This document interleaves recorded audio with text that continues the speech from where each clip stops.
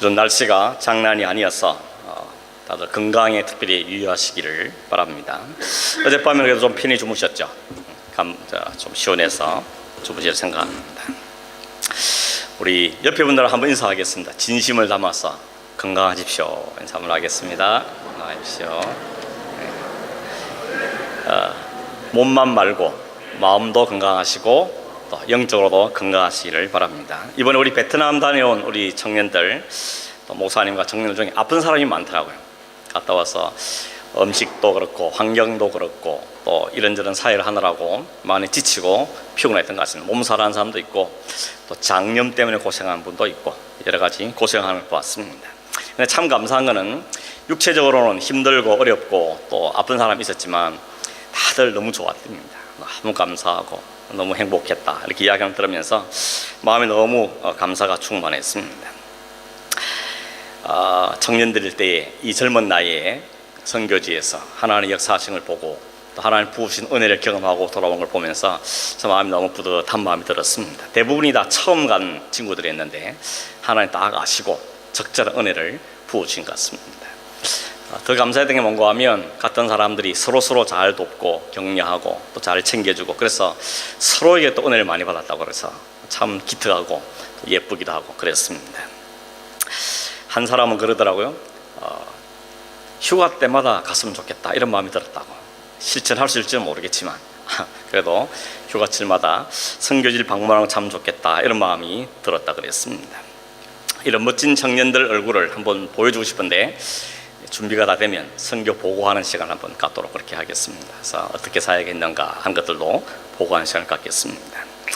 내년에는 저 마음이 늘 있는 게 뭔가 하면 청년들만 보내는 교회 말고 가족 단위로 좀 갔으면 좋겠다 이런 마음이 있습니다. 그래서 어른도 가고 청년도 가고 아이들도 가고 가족 단위로 가서 어른대로 또 청년들은 청년대로 또 아이들은 아이대로 그렇게 갔으면 좋겠다 그런 곳을 물색을 하고 있는데 아마 하나님 조만간 그런 것 허락해 주지 않겠는가 그런 기대를 갖고 있습니다. 여러분 이번 휴가는 가족과 함께 선교지로 이런 목표를 좀 가지시고 지금부터 돈도 좀 모아놓으시고 준비하시고 그러면 좋을 것 같습니다. 우리 아이들이 선교지 갔다 오면 눈빛이 달라진다 그러잖아요. 그리고 삶의 목표가 분명해지고 살아야 될 이유가 확실해지기 때문에 너무 좋은 기회입니다. 갔다 오신 분들 이야기 들어보면 야, 저 꼭 가야 되겠다 이런 생각이 많이 들었습니다. 어떤 휴가지를 가는 것보다도 보람도 있고 또 자녀들에게 소중한 체험을 안겨주셨기 때문에 여러분 좀 마음을 두시고 준비했으면 좋겠다는 생각이 듭니다. 제가 새해를 시작하면서 창세기를 잠깐 쉬고 2주간에 걸쳐서 시편 119편 말씀을 좀 나누었습니다. 말씀 나누었던 것처럼 올 한 해 동안 하나님의 말씀이 여러분들을 그리고 여러분의 가정을 잘 걸어가기를 말씀에 붙들려서 그 말씀의 풍성함을 경험하면서 사는 그런 한 해가 되었으면 정말 좋겠습니다. 주의 말씀이 내 발의 등이고 내 길의 빛입니다. 이 고백하면서 말씀이 이끄는 그 길을 잘 걸어가서 하나님 열어주시는 그 풍성한 은혜를 누리는 그런 축복이 있기를 바랍니다. 우리의 마음이 세상의 탐욕으로 향하지 않고 우리의 눈이 헛하는 것을 돌이키며 또 우리 입술에서 비방이 떠나가고 그래서 내 영혼이 살고 다른 사람도 살리고 그런 풍성한 은혜들이 우리 모든 삶 가운데 있어지기를 간절히 바라고 그런 통하여서 우리 교회가 이 한 해 동안 놀라운 부흥을 경험하는 은혜가 있는 한 해가 되기를 간절히 바랍니다. 오늘은 창세기 말씀을 이어서 좀 생각하겠습니다. 오늘 40장이니까 얼마 안 남았죠. 50장까지인데 얼마 남지 않았습니다. 40장과 41장은 여전히 꿈 이야기인데 요셉이 꾼 말고 다른 사람 꾼 꿈을 해석해주는 그런 이야기가 40장, 41장에 기록되어 있습니다. 39장에서 우리가 본 것처럼 요셉이 보디발의 아내의 모함 때문에 억울하게 감옥에 갇혔습니다. 그 감옥 안에서 기가 막힌 두 사람을 만나게 되는 것이죠. 그 두 사람이 한 사람은 왕의 술 맡은 관원장이고 또 한 사람은 왕의 떡 맡은 관원장이라 그랬습니다. 이 사람들이 왜 그 감옥에 들어왔느냐 그 이유는 1절에서 이야기했죠.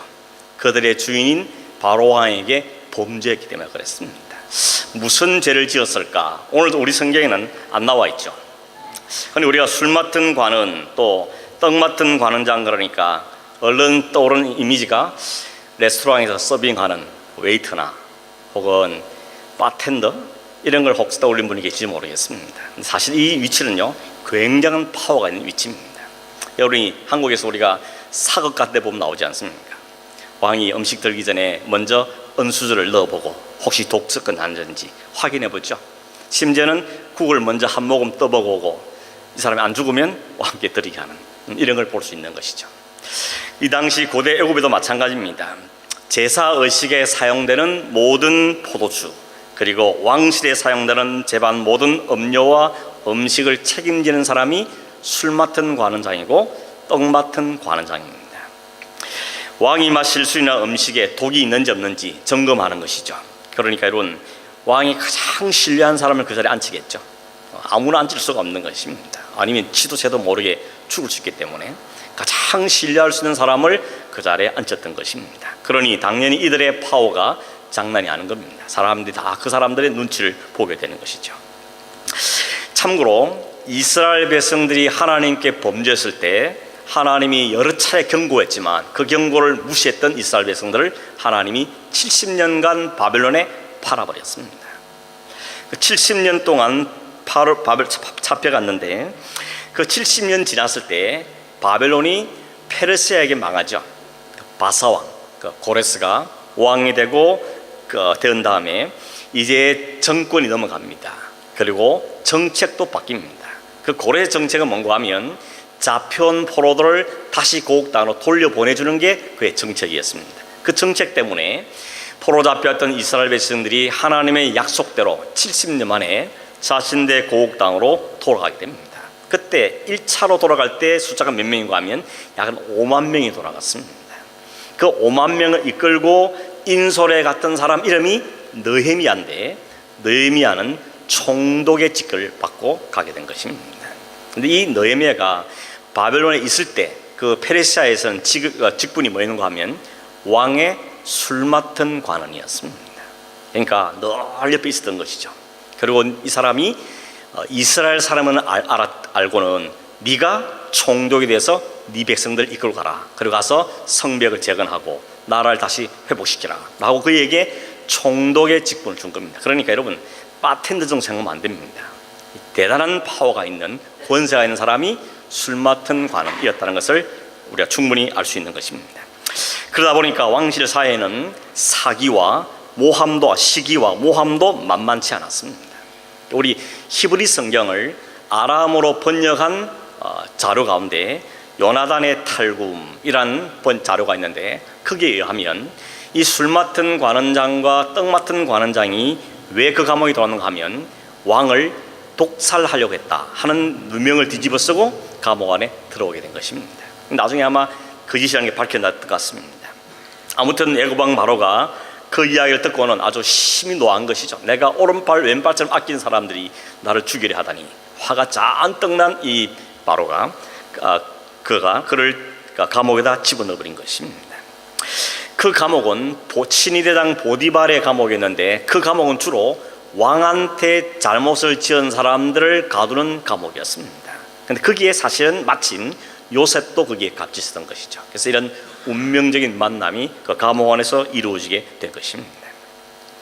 그래도 한때 왕을 모셨던 아주 실세들이기 때문에 이 친위장 보디발이 그래도 신임하는 요셉한테 그들을 잘 섬기라고 임무를 주었던 것입니다. 근데 어느 날 이 두 사람이 같은 날 동시에 꿈을 꾸었습니다. 그런데 문제는 뭔가 하면 그 꿈이 무슨 뜻인지 해석이 안 되는 것이죠. 그래서 이게 도대체 무슨 꿈일까? 이게 둘이서 이야기해도 답이 안 나오니까 서로 걱정을 하고 있었습니다. 요셉이 아침에 가보니까 얼굴에 근심이 많았던 거죠. 그래서 묻는 겁니다. 오늘 어떻게 당신들 얼굴에 그렇게 근심의 빛이 많습니까? 그때 하는 말이 우리가 꿈을 꾸었는데 해석이 안 돼서 그렇다라고 이야기합니다. 그때 요셉이 아주 대답하기 이렇게 말하죠. 해석은 하나님께 있지 않습니까? 청하건대 나에게 말씀하십시오. 내가 하나님의 뜻을 따라서 그 해석을 해드리겠습니다 라고 이야기한 것입니다. 그래서 그들이 꿈을 이야기를 하는데 오늘 읽지는 않았지만 술 맡은 관원이 먼저 꿈 이야기를 하는데 꿈속에 포도나무가 있고 그 포도나무에 가지가 3개 있는데 그 가지에 싹이 나고 꽃이 피더니 포도가 주렁주렁 맺혔다는 겁니다. 그래서 자기가 그 포도송이를 따다가 그걸 즙을 만든 다음에 바로의 술잔에 담아서 바로에게 바치는 꿈을 꾸었다는 것입니다. 요셉의 해석이 뭔고 하면 그 포도나무에 맺힌 세 가지는 3일을 이야기하는 것이고, 당신이 3일 이내에 다시 왕의 술을 맡던 그 직분으로 다시 복직이 될 겁니다. 그렇게 꿈을 해석해 준 겁니다. 옆에서 들었던 떡 맡은 관원이 꿈을 아주 멋지게 해석해 주니까 내 꿈도 해석해 달라고. 내 꿈은 뭔가 하면 내 머리에 떡 광주리를 3개를 이고 있었는데, 제일 위에 광주리는 왕이 언제나 즐겨 먹는 음식, 구워 먹는 음식이 거기 담아 있었는데, 마침 새들이 날아와서 그것을 먹더라는 것입니다. 요셉의 해석이 어땠는가 하면 새 광주리 역시 3일을 가리키는 것인데, 그 3일 안에 당신의 목이 배임을 당할 것이고 당신의 시체가 매달릴 터인데 새들이 와서 당신의 살을 찢어먹을 겁니다. 아주 끔찍한 그런 꿈 해석을 해준 것입니다. 그들의 꿈이 어떻게 됐습니까? 그대로 됐죠. 요셉이 해석한 대로 그 꿈이 이루어졌습니다. 3일, 그날부터 3일 후에 바로의 생일 잔치가 벌어졌고, 바로는 수고하는 신하들을 위로하기 위해서 모든 신하들 다 불러 모으고 크게 잔치를 벌였습니다. 그리고 그 자리에 술 맡은 관인은 복직이 되고 떡 맡은 관원장은 처형이 되는 일이 벌어졌던 것입니다. 요셉의 꿈 해석대로 되었다라고 볼 수 있겠죠. 그런데 오늘 우리가 살펴볼 것은 뭔가 하면 이게 요셉의 능력이라는 것입니다. 능력이냐 하는 것이죠. 요셉은 분명히 알았습니다. 그래서 뭐라고 합니까? 해석은 하나님께 있지 않습니까? 이 꿈에 대한 해석은 하나님께 있는 겁니다 라고 분명하게 이야기합니다. 너 요즘대로는 꿈 좀 해석한 사람들이 자기는 무슨 신비한 능력이 있는 것처럼 돌아다니는 사람도 있죠. 그래서 또 그 사람들 앞에 꿈 해석해 달라고 또 가서 또 머리를 조아리는 사람들도 있습니다. 스스로 우쭐해하는 사람도 있지만 또 누군가의 그 말들에 쉽게 끌려다니는 사람들도 있는 걸 볼 수 있습니다. 거의 대부분 다 사기성이 많습니다. 그렇죠? 거짓말들이 많습니다. 사람들에게 불안한 심리를 이용해서 자기 마음대로 사람들을 이용해 먹는 사람들이 주변에 얼마나 많은지 모릅니다. 근데 가만히 보면 그렇게 거짓말 하는 사람도 나쁜 사람이지만 또 그걸 막 부추기는 사람도 있잖아요. 당신 용해, 내 꿈 좀 해석해줘, 전에도 너무 좋았어. 이런 사람들 때문에 스스로 또 점점 교만해지는 이런 사람들도 볼 수가 있는 것입니다. 여러분, 그렇지 않으면 어떻게 됩니까? 우리가 영적인 분별력을 가져야 되는 것입니다. 저는 이 개인적으로 영적인 분별력이 정말 중요하다고 생각합니다. 영적인 실력이 뭐냐? 결국은 영적인 분별력이죠. 이게 진짜 하는 뜻이 맞는가? 이게 진짜 제대로 된 것인가 하는 것을 분별할 수 있는 능력을 기르는 것은 너무 중요합니다. 그 분별력은 어디서 오는 겁니까? 결국 하나님의 말씀에서 오는 것이죠. 그래서 하나님 말씀은 우리의 실력을 키워주고 우리의 영적인 분별력을 키워주는 가장 중요한 방법이라고 말할 수가 있는 것입니다. 그 분별력이 없으면 여기서 한마디 하면 거기 휙 쏠려가고 저기 달콤하면 거기 휙 마음을 쏠려고, 그래서 줏대가 없는 거죠. 자기 소견이 없게 되는 경우들이 많은 것입니다. 여러분, 영적인 분별력을 많이 키우시길 바랍니다. 그래서 상황, 환경 이런 데 휘둘리지 말고 하나님께 여쭈어보고 그 말씀에 인도한 대로 삶을 잘 결정할 수 있는 그런 영적인 분별을 가진 그런 영적인 실력자들이 다 되어지기를 주의 이름으로 축원합니다. 근데 한 번 더 생각해 보면 요셉이 말한 이 해석은 하나님께 있다는 말이 단지 하나님만 해석할 수 있다 하는 뜻도 있겠지만, 사실 가만히 들어보면 그 뜻은 뭔가 하면 모든 것은 하나님께 있다는 이야기인 것이죠. 우리의 운명을 결정하시는 이는 하나님이라는 뜻을 이 말 속에 담고 있는 것입니다. 여러분, 성경의 꿈은 뭐라 그랬습니까? 하나님이 당신의 뜻을 계시하는 중요한 수단이라 그랬습니다. 그러니까 내가 꿈을 꾸고 하나님을 해석해도 그런 게 아니고 하나님의 가진 계획과 뜻을 꿈이라는 걸 통하여서 우리에게 드러내 보여주는 수단이 꿈이라는 것입니다. 여기 술 맡은 관원장이나 떡 맡은 관원장이 꿈을 꾸었기 때문에 그 꿈대로 이루어졌다라고 말하는 것이 아니고 하나님께 앞으로 하실 일들을 그들에게 꿈을 통하여서 드러내 보여주신 것입니다. 그런데 이 사람들은 해석할 능력이 없는 것이죠. 그래서 그걸 해석해 준 사람이 요셉이었던 것입니다. 그러니까 여러분, 역사의 주도권은 사람이 무슨 꿈을 꾸냐에 있는 게 아니고 그 꿈을 꾸게 하신 하나님께 주도권이 있다라고 보아야 맞다는 것이죠. 모든 역사는 하나님께서 정하시고 계획하신 대로 그것이 현실화되는 것이죠. 그걸 보여주는 수단이 꿈으로 사용되고 있었던 것입니다. 우리는 내가 꿈을 꾸고 내가 비전을 가지면 하나님 그 꿈을 이룬다 이렇게 생각이 쉬운데, 아니 반대죠. 하나님 내게 꿈을 주실 때 그 꿈이 뭔지를 깨닫고 발견해야 될 때 이게 하나님 주신 꿈이라 생각하게 되고 하나님 그 꿈을 이루어 가시게 된다는 것입니다. 요셉이 두 번이나 꿈을 꿨잖아요. 한 번은 형들의 단들이 자기 단의 볏집에 머리를 숙이는 것이고, 또 한 번은 해와 달과 11별이 자기 머리를 숙이는 것이었습니다. 요셉이 꿈 아닙니다. 요셉의 비전이 아니란 이야기죠. 하나님이 그에게 그를 통해 하실 일을 꿈이란 걸 통하여 그에게 보여주신 것이었습니다. 하나님이 꿈을 꾸게 하셨다는 것이죠. 그리고 그 꿈을 해석해 준다는 것은 하나님 어떻게 하실지를 그에게 가르쳐 주시는 것이라고 이해할 수가 있다는 것입니다. 만약 여러분 꿈을 꾸지 않았다고 해서 하나님 계획이 바뀌겠습니까? 아니면 요셉이 꿈을 제대로 해석해 주지 않았다 하면 그 해석한 대로 안 되고 반대로 일이 되겠습니까? 살 사람이 죽고 죽을 사람이 살겠습니까? 아니죠. 하나님의 뜻은 이미 정해져 있는 것입니다. 그들이 꿈을 꾸지 않았다 하더라도, 요셉이 꿈을 해석하지 않았다 할지라도 그들 3일 후에 그 일은 일어났을 것이고, 한 사람은 죽고 한 사람은 복직되는 일은 반드시 그대로 일어났을 것입니다. 해석을 했기 때문에 그 운명을 바꾸는 게 아니라는 것입니다. 그 해석의 능력이 있는 것이 아니고 그 해석마저도 하나님의 하실 일을 드러내 보여준 하나의 수단이었다는 것입니다. 그런 여러분, 꿈꾸고 꿈을 해석하고 해석이 좀 안 좋으면 그걸 뒤바꾸고, 그런 건 다 어리석은 일들인 것이죠. 그런 점에서 여러분, 무당한테 가서 운명을 점을 치고 점괘 잘 안 나오면 복채를 많이 주가지고 내 운명 좀 바꿔달라고 하는 것은 얼마나 어리석은 일인지 모르는 것입니다. 그럴 수가 없는 것입니다. 좀 더 복채를 낸다고 운명이 바꿀 수 있다, 그건 거짓말입니다. 그런 일은 없습니다. 그런 거짓말에 마음을 빼앗기고 돈을 갖다 바치는 것도 어리석은 일인 것이죠. 그런데도 한국에도 그러죠. 내놓으라는 정치계, 경제계 대단한 사람들이 연말만 되면 돈을 다발로 싸들고 용한 점쟁이를 찾아가서 내년에 내 한세가 운세가 어떻게 되겠냐 물어보고 조금 고개를 가동거리면 돈을 더 얹어주고, 그래서 운명을 바꿔보겠다 그러죠. 다 헛일을 하고 있는 것입니다. 그게 넌센스인 거죠. 그런데 크기에 기독교인 정치가, 기독교인 경제인들도 많이 찾아간다 그러죠. 그런 일이 얼마나 어리석은지 모르는 것입니다. 제가 오래전에 경험한 일이지만, 대구에서 부산 가는 버스를 탔는데 그 버스 그 뒷좌석에 광고가 주로 붙어 있잖아요. 그 광고에 뭐라 쓰는가 하면 대구 총각도사 부산으로 진출하다, 크게 써놨습니다. 아마 대구의 용한 점쟁이가 그 이제 부산까지 세력을 확장했던 것 같습니다.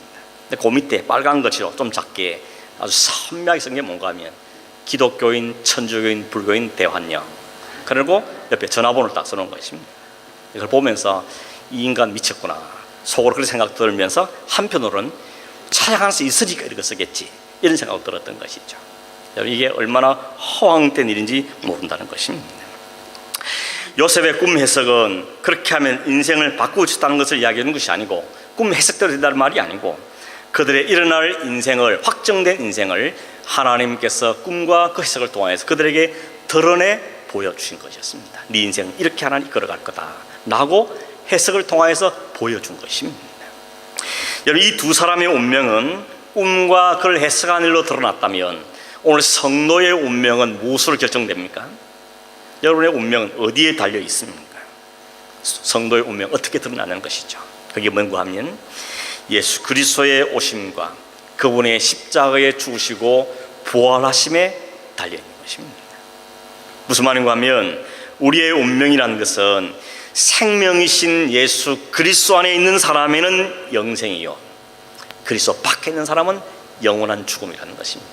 우리의 운명은 그 그리스도 안에 있는 데 있다는 것입니다. 여러분, 요셉의 꿈 해석을 듣고 나서 두 사람이 그 3일을 기다리는데 얼마나 마음이 달랐겠습니까? 복직하겠다는 말 들은 사람은 기대감을 가지고 언제 이루어지냐라고 기다렸을 것이고, 꿈을 아주 안 좋은 해석을 받은 사람은 어떻게 했습니까? 죽음의 공포에 사로잡혀서 그날을 기다렸겠죠. 그래서 마음 한구석으로 저 꿈 해석 틀렸으면 좋겠다, 이런 마음을 가지면서 공포의 사에서 그날을 기다렸을 것입니다. 죽음의 공포를 가졌던 것이죠. 그런데 오늘 세상의 사람들은 영원한 죽음을 이야기해도 아무도 안 두려워합니다. 영원한 사망이 있다 그래도 그냥 무덤덤합니다. 예수 그리스도 안에 있지 않으면 영원한 사망이 있습니다 라고 말해도 그냥 덤덤합니다. 이유가 뭔가 같습니까? 여전히 자신들의 관심 이 세상밖에 없는 것입니다. 설마 다음 생 있을랴, 그런 생각 없으면 좋겠다. 이런 마음들을 가지고 사는 것이죠. 영원한 심판, 영원 죽음 이후까지 관심을 가진 여유가 없다고 말하거나 아니면 억지로 그것을 부정하고 싶은 것이겠죠. 문제는 오늘 우리는 어떻게 하는 것입니다. 여러분은 어떻습니까? 나의 운명이 어디에 있습니까? 나의 운명이 그리스도 안에 있음으로 주어질 영원한 생명이 내게 있다는 것을 분명하게 확신하고 있는 것입니다. 우리의 운명은 하나님께 있습니다. 해석도 하나님이 하십니다. 그 말은 우리가 그리스도 안에 있을 때 우리의 인생을 하나님 영원한 생명으로 이끌어 가신다는 것이죠. 이게 얼마나 감사한지 모릅니다.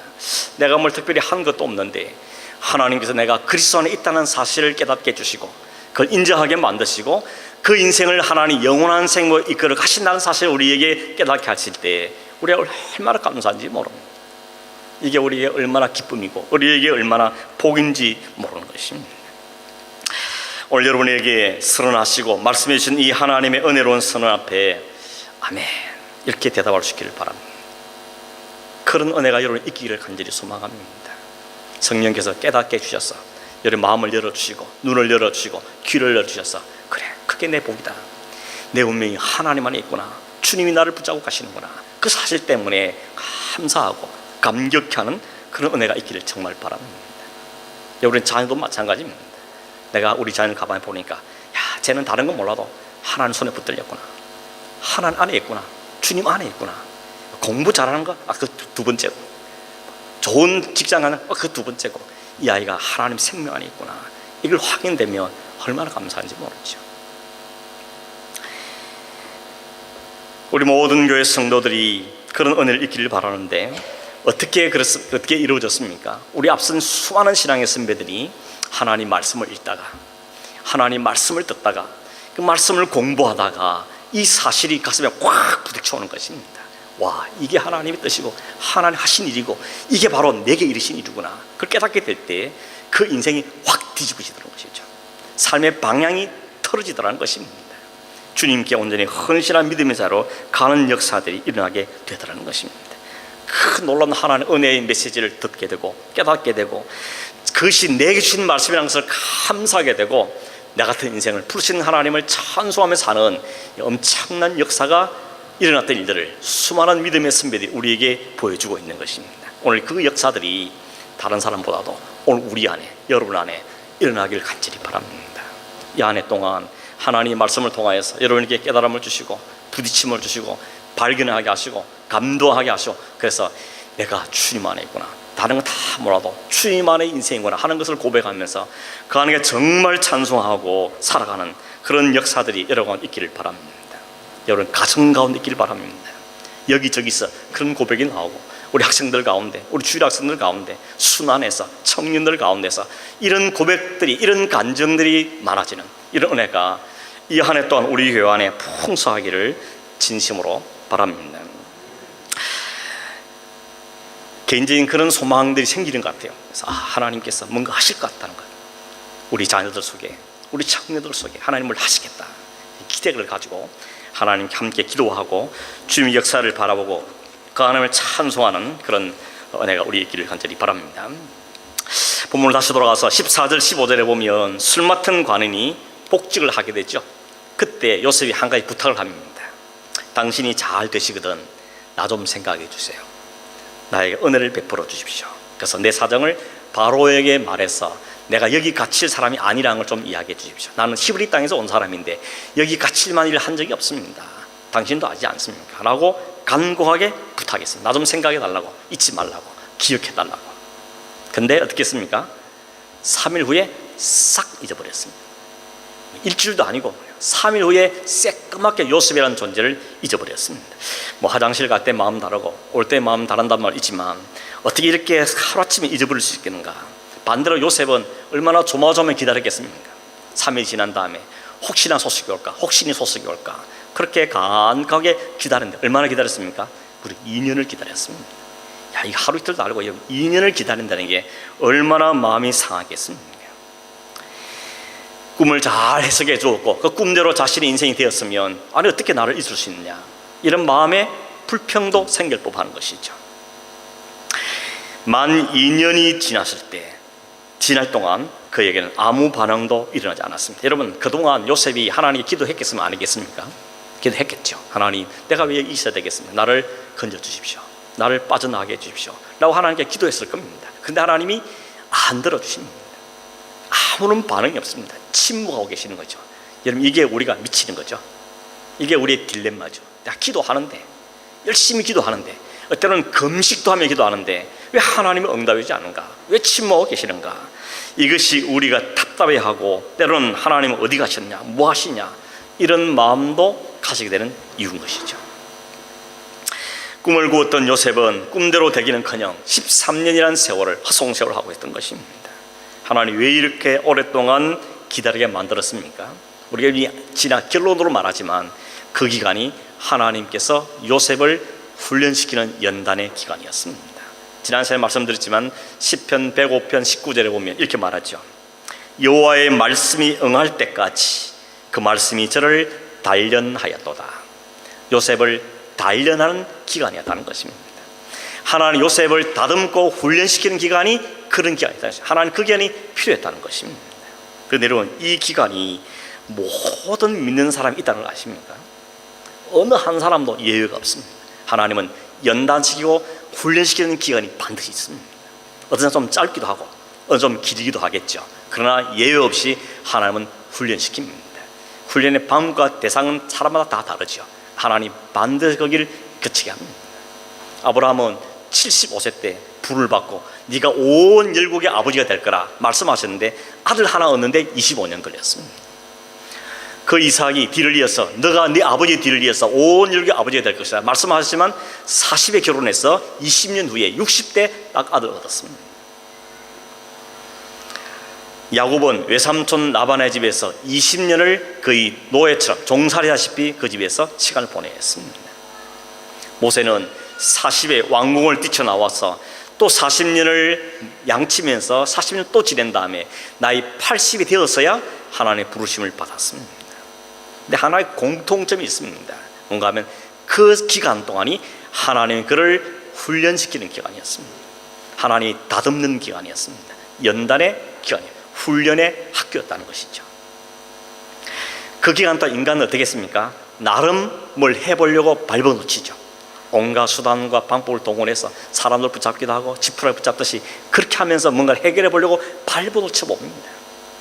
근데 결국은 지치죠. 다 포기합니다. 하나님께서 하셔야 되겠습니다 하는 자리까지 하나님 낮추시죠. 그때 하나님이 그를 픽업하십니다. 알았냐, 이제 내가 해야 되는 거다, 내가 가야 되는 거다 라고 하나님이 그에게 말씀하시고 결국 그를 사용하시더라는 것입니다.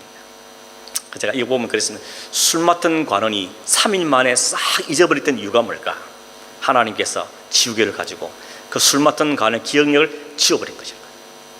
왜냐하면 그 인연이 더 있어야 되기 때문에, 그 구간을 거쳐야 되기 때문에 하나님 그 술 맡은 관원의 기억을 잃어버렸던 것입니다.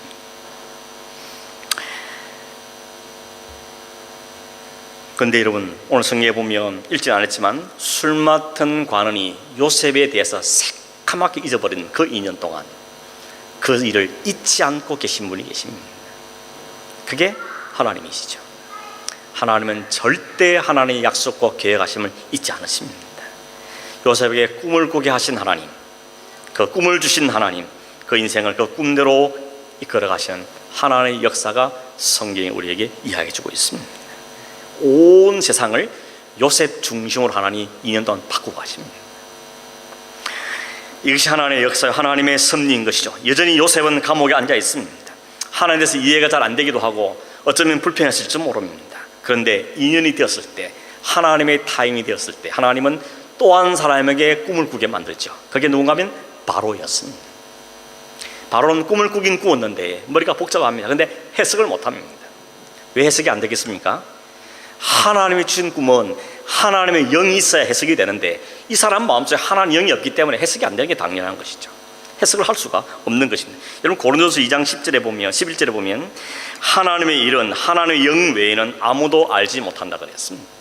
그러니까 하나님의 영이 없는 그 애가 꿈을 꾸긴 꾸었지만 그 꿈이 뭔지를 알 수가 없는 것입니다. 하나님은 바로를 사용하신 것이죠. 그게 꿈을 주고 그 꿈을 해석한 자로 요셉을 붙여서 그를 총리로 만드시고 그 총리가 된 요셉 때문에 그 가족이 살게 되고 이스라엘 민족이 살게 되는 이 엄청난 일을 하나님은 차근차근 진행해 오셨다는 것입니다. 그런데 우리는 그러죠. 왜 이렇게 좀 더디게 하십니까? 좀 빨리 하면 좋겠는데 왜 더디게 하십니까? 왜 좀 빨리 억울함을 풀지 않습니까? 이런 질문들을 늘 하는 거죠. 이게 우리의 딜레마죠. 왜 이렇게 생깁니까? 하나님의 스케줄과 우리의 스케줄이 차이가 나기 때문에 그런 것이죠. 우리는 언제나 내 스케줄이 되기를 바라잖아요. 하나님 내 스케줄이 이런데 좀 협조해 주시죠. 근데 하나님은 한 번도 우리 스케줄 따라 움직이시는 분이 아닙니다. 하나님의 스케줄대로 진행해 가신 게 하나님 하시는 일인 것입니다. 그래서 우리는 답답해하고 빨리 안 이루어지니까 속이 타고 하나님 뭐 하시나 하는 생각도 하게 되는 것입니다. 그러나 이런 분명한 것은 하나님의 스케줄대로 될 수밖에 없습니다. 그리고 되어야만 합니다. 내 스케줄에 맞추다 고집하는 것이 어리석은 것입니다. 하나님의 스케줄에 내 스케줄을 맞추어서 거기에 함께 가는 것을 우리는 동행이라 그럽니다. 동행이라는 것은 같이 가는 거죠. 같이 가는데 앞서가거나 뒤에 쳐지면 안 되는 거죠. 보조를 맞추고 가야 되는 것입니다. 근데 누구의 보조를 맞춰야 됩니까? 하나님의 스케줄에 보조를 맞춰야 되는 것이죠. 그래서 우리에게 분별력이 필요하다는 겁니다. 뭐가 하나님의 스케줄인지, 어디로 가는 게 하나님의 스케줄 인도하심인지 그걸 깨달아야 뭘 순종을 하든지 말든지 하지 않겠습니까? 그걸 알기 위해서 가는 방법은 말씀밖에 없다는 것입니다. 왜냐하면 하나님은 더 이상 꿈으로 말해주지 않습니다. 이제는. 왜냐하면 완벽하게 기록된 계신 하나님 말씀을 주셨기 때문에 이 말씀 안에서 하나님 우리를 계시하기 때문에 이 말씀을 가야만 하나님의 뜻을 알 수 있고 하나님의 계획도 알 수 있고 그래야 보조를 좀 맞추고 하나님과 동행하는 삶이 가능해지게 되는 것입니다. 그렇게 가장 완벽히 하신 분이 예수님이죠. 누가복음 22장 42절 보면 예수님께서 십자가 앞에 두고 기도가 하지 않습니까? 아버지 만일 할만하시거든 이 잔을 내게서 지나가게 해주십시오. 이게 내 스케줄입니다. 내 뜻이죠. 그러나 내 뜻대로 마시고 아버지의 뜻대로 되기를 원합니다. 그게 하나님과 동행하는 사람이 나타나는 정확한 모습인 것입니다. 하나님의 뜻에 내 뜻을 맞추겠다는 거죠. 하나님의 뜻에 내 뜻을 포기했다는 것입니다. 예수님 말로만 그렇게 한 것이 아니죠. 실제로 자신을 다 비워서 하나님이 정하신 그 스케줄대로 십자가를 지셨고 죽으셨고 다시 사셔서 하나님의 그 계획을 다 이루셨던 것입니다. 근데 우리는 반대로 할 때가 많죠. 아버지여, 아버지의 뜻이 무엇이든 간에 아버지 뜻대로 마옵시고 내 뜻대로 맞춰 주십시오. 말로는 그렇게 안 해도 속으로는 그렇게 생각할 때가 우리가 얼마나 많냐는 것입니다. 정말 하나님과 동행하는 사람은 자신의 꿈과 자신의 희망과 자신의 기대를 하나님께 맞추려고 하는 것입니다. 아니, 하나님께 주신 꿈을 알기를 원하는 것이죠. 하나님이 주신 스케줄을 깨닫기를 원하는 것입니다. 그걸 성경은 복이라 그럽니다. 그렇게 깨닫게 되는 것을 복이라 하죠. 그걸 못 깨닫고 자기 고집 부리고 자기 생각대로 이야기하고 자기 만족대로 하고 자기 자아에 빠지는 것을 성경은 그걸 죄라 그럽니다. 그게 지옥의 삶이라고 말하고 있는 것입니다. 그런 의미에서 여러분 요셉의 삶은 예수 그리스도께서 십자가의 삶을 잘 보여주는 작은 모형으로 우리에게 등장하고 있는 것입니다.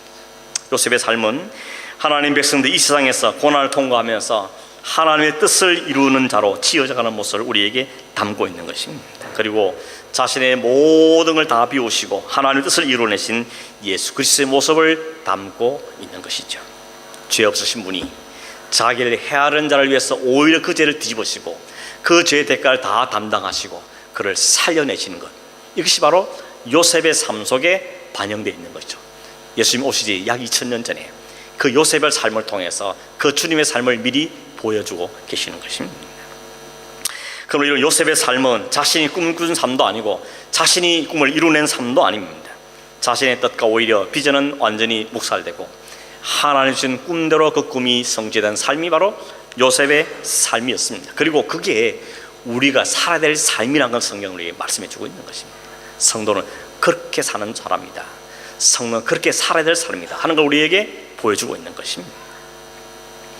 혹 그런 생각이 들 때가 있죠. 철저하게 하나님께 맞추면, 하나님 스케줄대로 가면 나는 손해가 막심한데, 이런 생각들 하는 분들이 계시죠.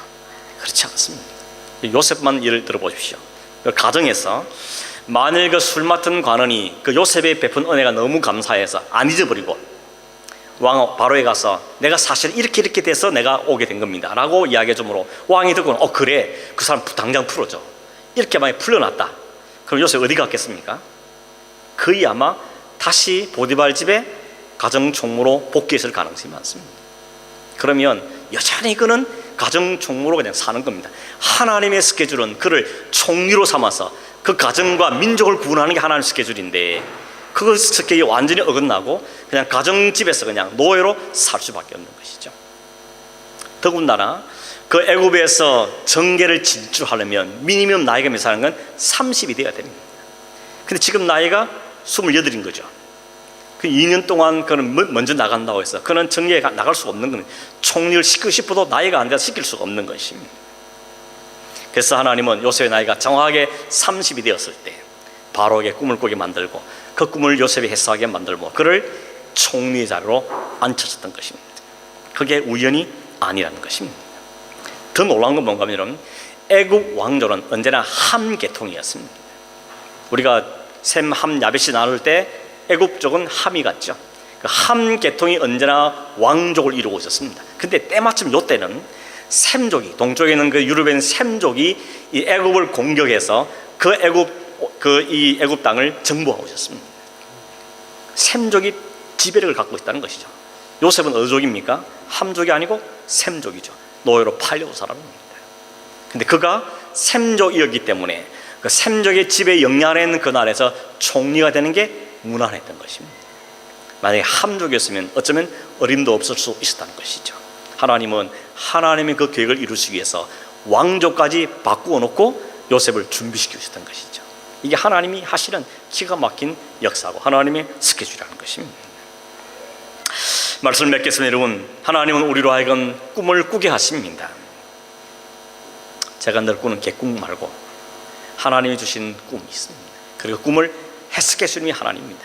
해석이란 말은 용하게을 가르친다는 것이 아니라 하나님이 주신 그 꿈을 어떻게 이끌어가시는지를 우리에게 드러내 보여주신다는 것이죠. 오늘날은 그 꿈이 말씀인 것입니다. 하나님이 말씀 속에 우리에게 한 하나님의 뜻을 우리에게 담아두고 있습니다. 그 뜻 가운데 가장 핵심 뜻은 그리스도를 통해 우리를 구원하신다는 것이죠. 내가 너희를 안고 간다, 세상 끝날 너와 함께 간다. 이게 하나님의 우리한 말씀인 것입니다. 우리의 인생은 하나님께 있는 것입니다. 우리의 인생을 해석하는 분도 하나님이십니다. 이끌어 하신 분이 하나님이라는 이야기인 것이죠. 그래서 우리의 인생은 가치가 있는 겁니다. 하나님이 디자인하고 하나님 이끌어가서 하나님의 뜻을 이룰 존재이기 때문에 그런 측면에서 우리 존재는 가치가 있다고 말할 수가 있는 것입니다. 여러분, 오늘 우리 인생을 이끌어가시는 그 하나님을 천저로 신뢰하시길 바랍니다. 다른 어떤 것이 아니라 우리의 인생을 계획하시고 이끌어가시고 이루실 그 하나님을 신뢰하고 그 하나님 반드시 실패하지 않고 우리를 하나님 이끄시는 그 목적지가 우리를 안전하게 분명하게 확실하게 이끌어가실 것을 신뢰함으로 그 하나님을 신뢰하기 때문에 지금 당장 눈에 보는 현상 때문에 좌지우지 아니하고 하나님을 신뢰한 믿음을 갖고 그 하나님 나와 함께하는 그 사실과 그 약속을 지키기 위해서 성령이 오셔서 지금도 우리 안에 동행하시는 그 은혜를 누리면서 우리 이 믿음의 삶을 성실하게 잘 감당해 걸어가는 조용한 삶이 되기를 주의 이름으로 축원합니다. 기도하겠습니다. 하나님 아버지, 감사합니다. 그냥 두면 영원한 사망 가운데 잘 저들이 했지만 그리스도를 보내시고 그리스도를 통해 우리의 삶을 새롭게 디자인하시며 우리를 그리스도 안에 있게 하시고 그리스도 사람으로 살아가게 하시는 그 하나님의 은혜에 진실로 감사함을 드립니다. 우리 온 성도들이 이 놀라운 하나님의 계획과 비전을 품을 수 있게 도우시고 발견할 수 도우시고 감사하게 하시고 우리 주님 이 믿음의 걸음을 잘 걸어가는 삶을 살도록 이끄시고 인도하여 주시옵소서. 우리 가정에, 우리 자녀들 가운데, 우리 교회 가운데 이런 놀라운 역사들 날마다 일으키시기를 간절히 원하옵고 예수님의 이름으로 기도하옵나이다. 아멘.